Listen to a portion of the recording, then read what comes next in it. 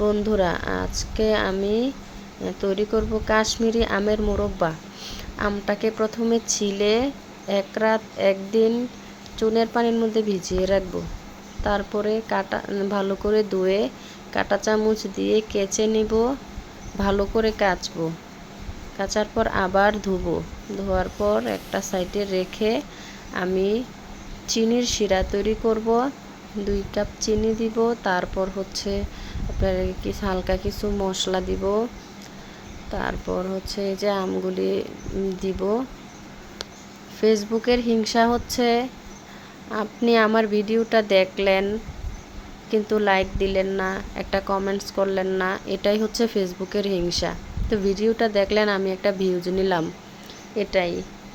হয়তো আমি সবার মতো সুন্দর করে গুছিয়ে ভিডিও করতে পারি না, ইনশাল্লাহ চেষ্টা করব।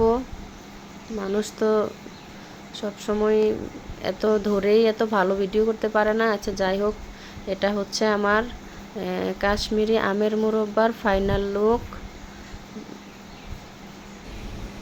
সবাই ভালো থাকবেন, সুস্থ থাকবেন, বেশি বেশি ভিডিওটাতে লাইক দিবেন। ধন্যবাদ সবাইকে।